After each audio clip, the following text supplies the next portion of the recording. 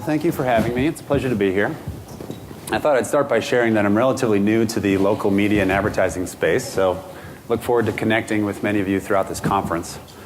What I'd like to do today is that me? What I'd like to do today is walk you through what Facebook is doing to help large national brands reach local audiences. And I thought I'd start by really grounding folks on the types of businesses that are on Facebook today. So if you look at Facebook today, there are currently 30 million businesses who have an active page on Facebook. This means they've created a business page. They are actively administering that page, presumably to talk to their customers. And of those 30 million businesses, 2 million are actively advertising on Facebook today. And we've seen this number explode over the last couple years as we've refined our ad products to the point where businesses are really finding them much more relevant, more impactful, and easier to use.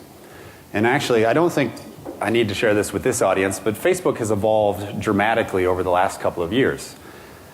I think it's safe to say that gone are the days of focus on things like page likes and other social metrics. We have made an enormous pivot towards building ad products that are designed to achieve specific business objectives. Objectives like driving online sales, driving in-store sales, lead gen, mobile app downloads. And the advertiser community has reacted very favorably to this. And again, I think this is not news to many of you, but bears repeating. It's still kind of funny how often I'll talk to marketers, even very savvy marketers, who still equate Facebook with page likes. And that's very much not the case anymore. And the other thing I can touch on in this 2 million number is the diversity of businesses within this number. So you've seen, as you can guess, there is a wide spectrum of sizes from very small to massive.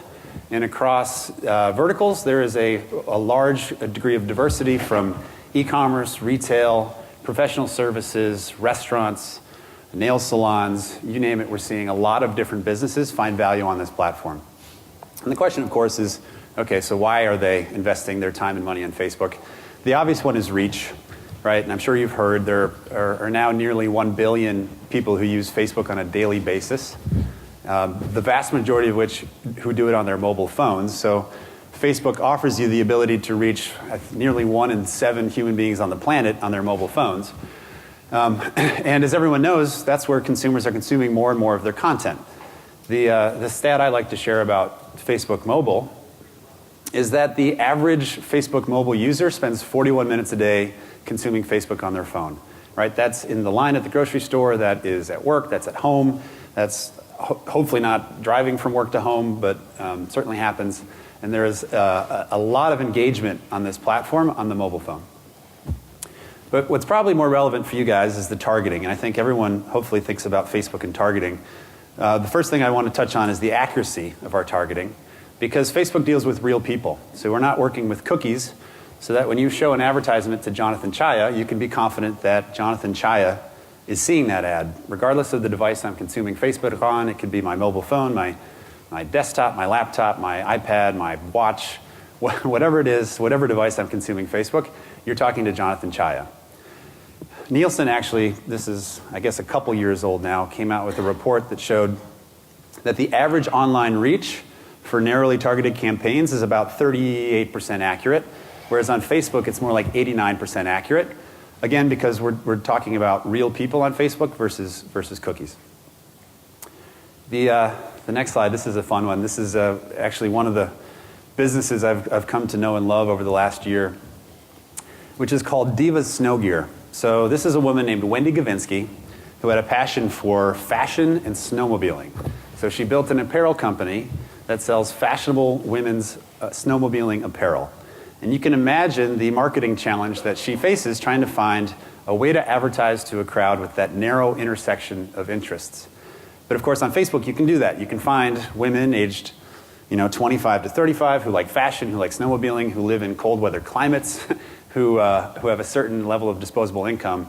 And so the ability to target not only these specific interests but do it with a high level of accuracy is a compelling value proposition of Facebook advertising. I think another way you can enhance your targeting is by bringing your own data into the mix. And we've seen a lot of success from customers who are doing this, because what we allow you to do is upload your own information, whether it's a list of email addresses of your customers or visitors to your website, and create audiences on Facebook of those customers. So you can effectively create an audience of people who have already purchased at your store or are customers of yours, and you can retarget them on Facebook. Lookalike audiences is a spin-off on that, which essentially enables you to upload that same information, but instead of targeting those specific customers, we actually look for other people on Facebook who aren't your customers but look a lot like your customers. And again, this is a concept that's been around a long time, but Facebook enables you to very easily create those audiences of folks that aren't customers but really should be, based on the demographics and the other interests, similarities to your existing customers. This is an example of a retailer called All Saints. They're in the US and UK. They used, I think it was a 6-month test with us to use custom audiences and lookalike audiences to reach both existing customers and new customers. They obviously saw some good ROI and increase in conversion value here. This is really an e-commerce example. What I get excited about is this next product I want to share, which is more relevant for folks with multi-store locations, which is what we're calling our local awareness product. So this enables you to target customers based on a geographic location that you provide. So if you're a store, you can upload your address to Facebook, and we will target people in the vicinity of your store.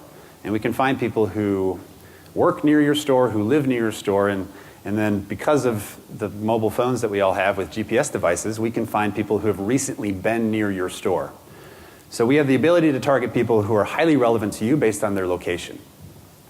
The next part of this slide is that's an image of what an ad looks like in a customer's news feed, right? So they're scrolling through news feed, they come across this ad for Jasper's Market, and the call to action you see here is get directions. So you can just hit that with your thumb, it launches a map, and it provides step-by-step directions to Jasper's Market.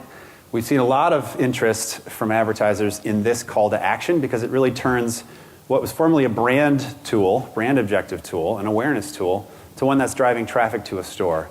And what we love is that this is really the tip of the iceberg. And we're working on a whole bunch of other calls to action here that, I mean, you can imagine would be highly relevant for brick and mortar stores, which unfortunately I can't share today, but is a high priority for us in the near future.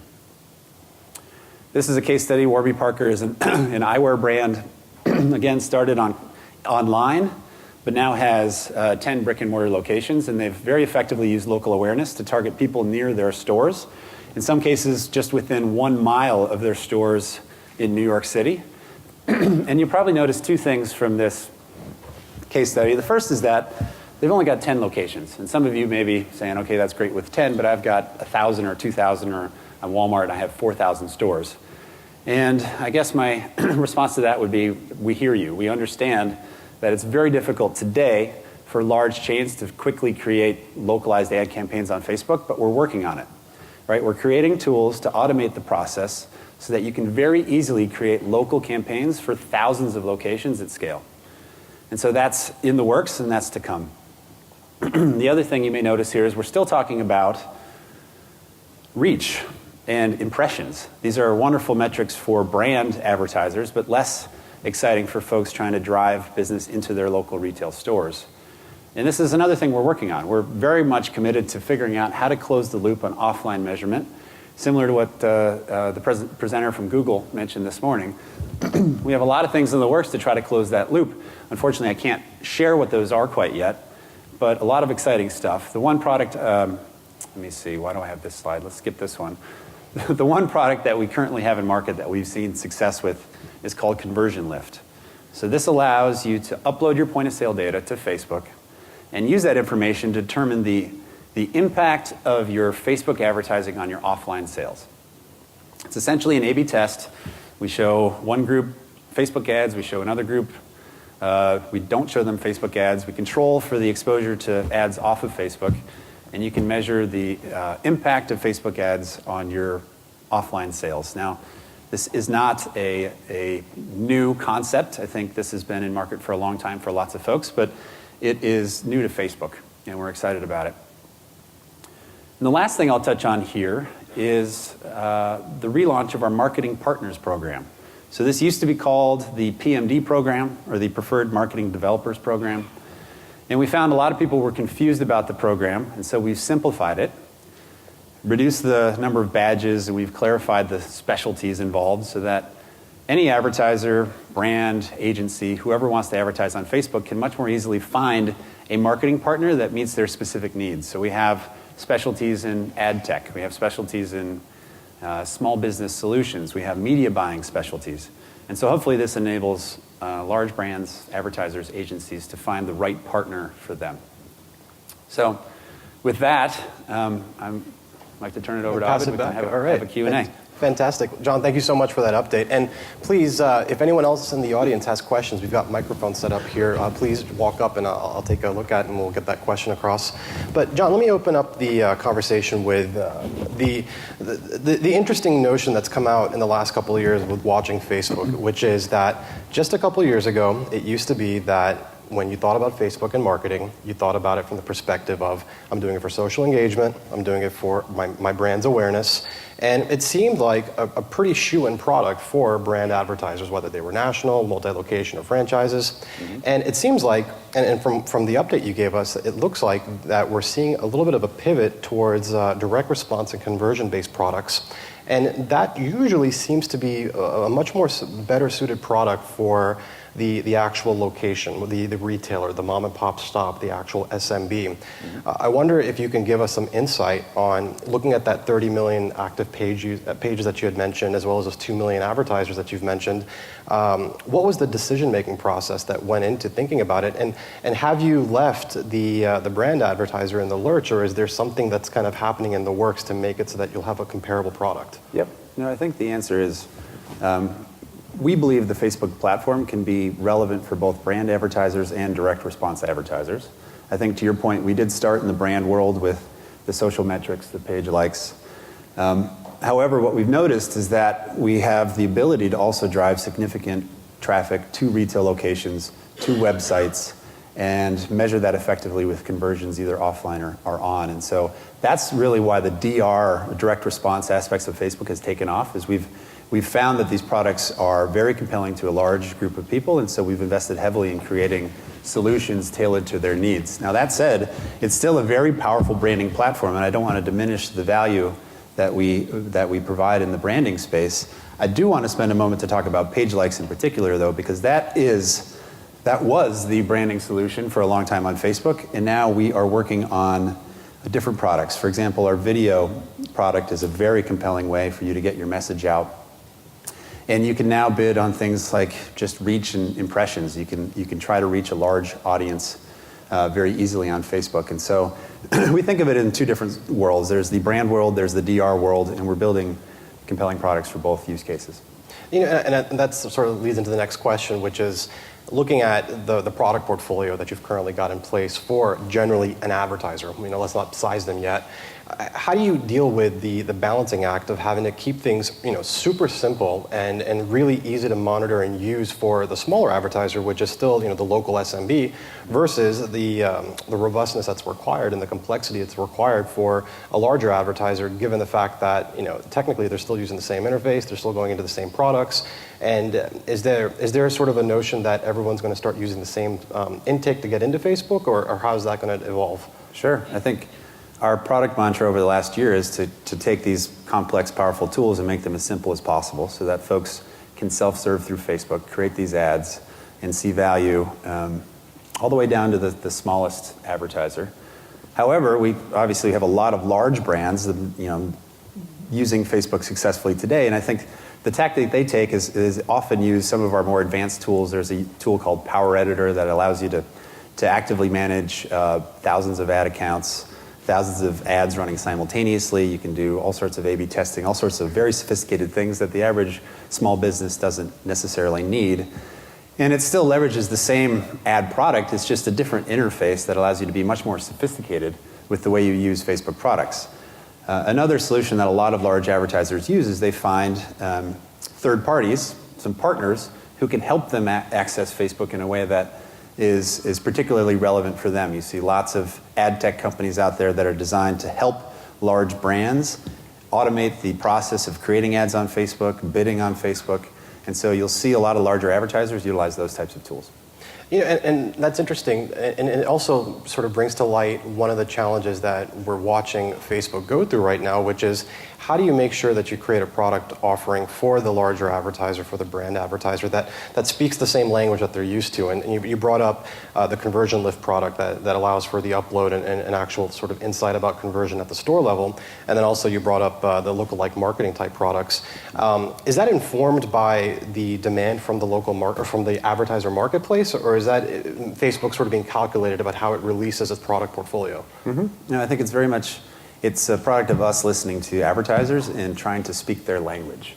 I think we've started in a very Facebook-centric world. We talked about likes, we talked about shares, and as we've grown up, we've changed the way that we speak about products to make them more easily understandable to traditional media. For example, if you go and talk to an advertiser who spends a lot of money on TVs, TV advertising, they'll refer to GRPs, and we're trying to figure out how can we speak the same language with our video product, for example. Absolutely. I think we've got a question here. Great. Hello, I'm Jolynn Whiting, and Facebook started out for friends connecting. What's your research showing from the consumers or end users' point of view of how are they accepting the ads? Do they feel they're intrusive? Do they skip over them? Do they really pay attention and engage? Sure. So I unfortunately can't share a lot of specific stats, but I can share that the guiding principle that Mark Zuckerberg has when he thinks about this company is protecting the user's experience. So thinking about making the most highly engaging newsfeed experience for users, and whether that is one that is primarily filled with friends posts or commercial posts. We think a lot about what the right mix is there. And so, as you may have heard, we recently made a decision to actually reduce some of the commercial activity on Facebook newsfeed in response to our customers who were saying it feels like there are too many ads and more importantly, too many ads that are not relevant to me on Facebook. And so we worked very hard to protect that user experience. And I think for advertisers, what we share is that I think it's in everyone's best interest to have a highly engaging newsfeed, because that is a very powerful way to get a message across. Because as you're browsing through Facebook, you see a picture from your mom and you see some photos of your kids, and then an advertisement is mixed in that very kind of personal, engaging environment.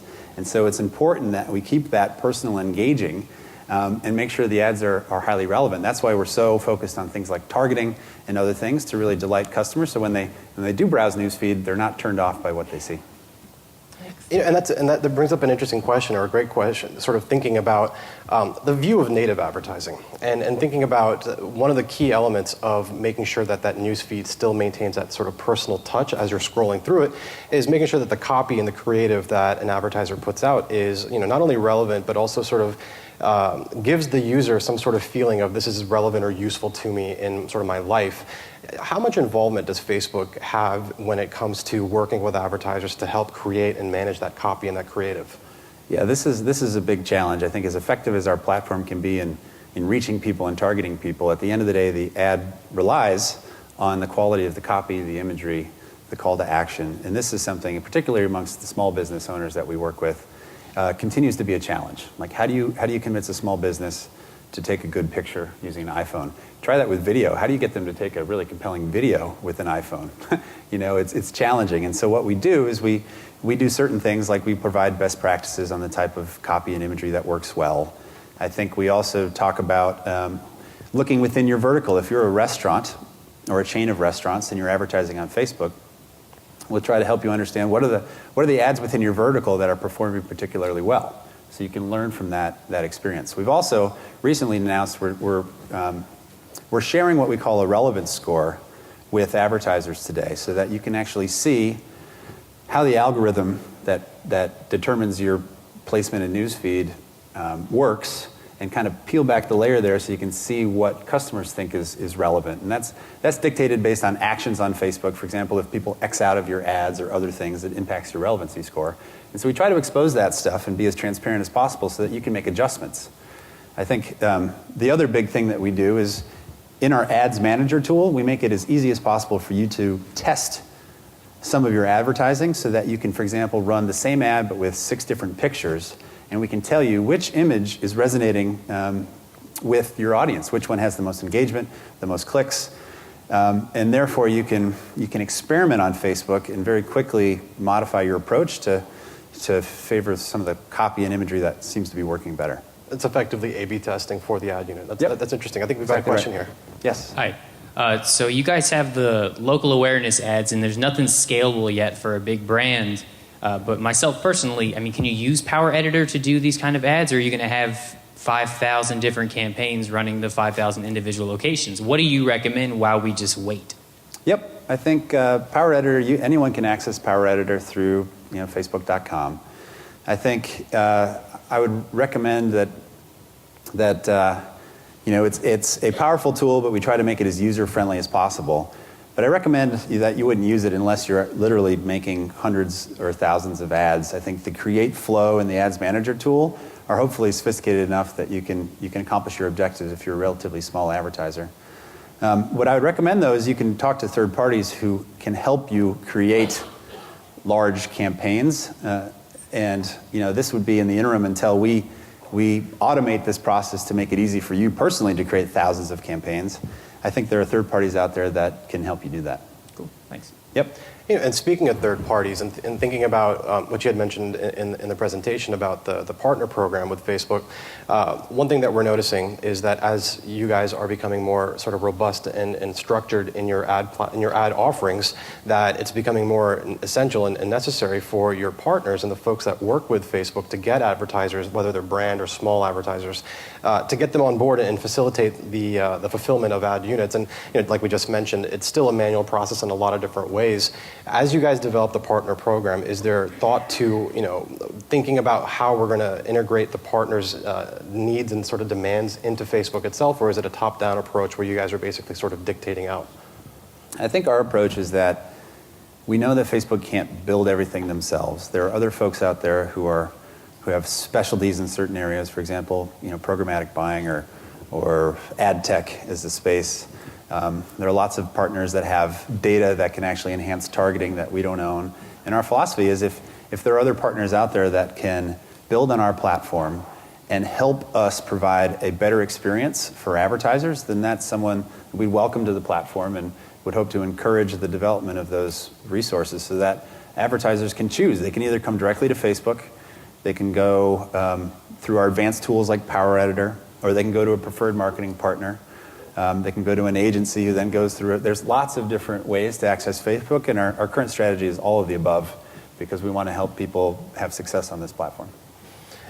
So let's go into a subject that you may or may not be able to get too deep into, which is looking at the switch from the social engagement and awareness sort of mentality for Facebook advertising into much more of a direct response and performance. I think a lot of people are starting to think that Facebook is getting very well positioned to be a much closer competitor to Google with their search and AdWords products. Is that something that's on top of mind when it comes to the team and internally when it comes to the way that you position your product offerings, or are you guys sort of living in your own sort of world? To some extent we're living in our own certain world, although we're listening to advertisers and trying to create compelling products that work for them. I think when it comes to how this product evolves, I mean, you and I talked beforehand about the this race to really close the loop on offline measurement. I think this is something we are very focused on. I think that it really is, per the Google discussion earlier, it's the holy grail for a lot of brick and mortar stores, and so we're very much focused on that, but of course I can't share any of that information. One thing that is public and just recently was announced was the fact that Facebook Messenger will now allow for friend-to-friend payments, and it makes me wonder if that's sort of the seeding ground for future initiatives from Facebook to allow for that closed-loop process. But I'll let you comment on that. But one question that I have is related to when it comes to the dialogue you actually have with an advertiser, the pitch and the narrative that you have for mom and pop, Mr. Plumber, Mr. Lawyer, versus the larger advertiser, the Warby Parkers or the All Saints.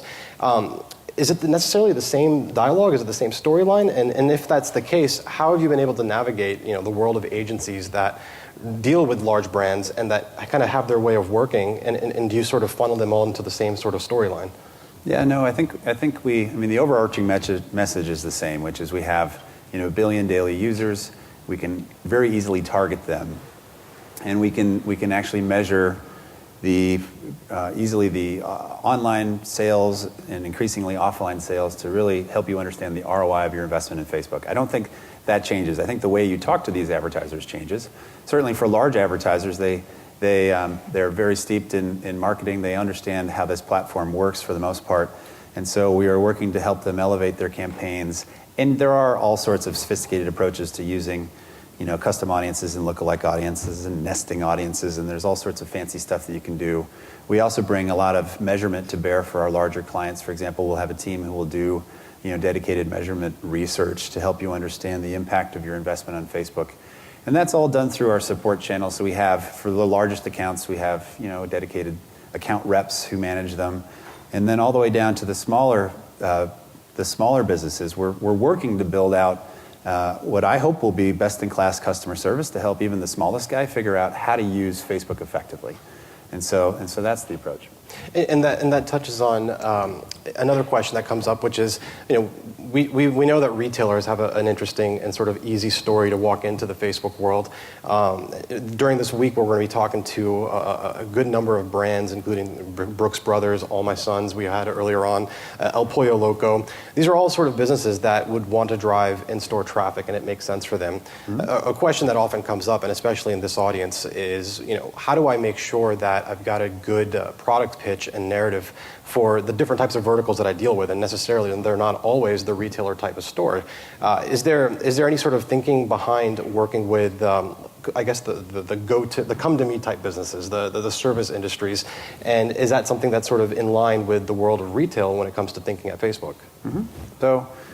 So to answer, I think there are a couple things there. One is, so we are very much vertically focused within the sales team. We do think that there are best practices amongst specific verticals, and we have this at the large retailer level, the large brand level. And so, we certainly think that there are best practices to be used. If you're in the automotive vertical and you have, thousands of retail locations or franchises or whatever, we think there is certain best practices there. And we're bringing that all the way down to the small business level. And so I think vertical insights are key here because it's true on Facebook that there are certainly better ways to do things within verticals. And I forget your second question, actually, the part of it. But well, related to the way that you actually structure your offerings, and I guess you answered the question that when it comes to the sales teams and the way that they're organized within Facebook, they are thinking about it from the vertical perspective. Mm-hmm. And vertical being one thing, one sort of lens of looking at the product offering. The other one that comes up, and I feel like it's a competitive advantage for Facebook versus some of the other folks that are within the world of performance advertising, including Google, is the fact that with local awareness products, with a local awareness ad product, you are tapping into the Facebook user base, and that Facebook user base is saturated, whether it's an urban market or a rural market or any sort of mix in between when it comes to the geographic size.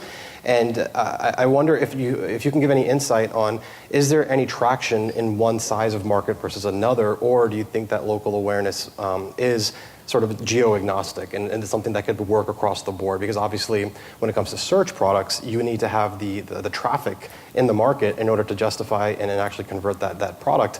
And with Facebook necessarily that may not be the case. Mm-hmm. Yeah, no, we've seen success with local awareness. It was designed as a small business solution.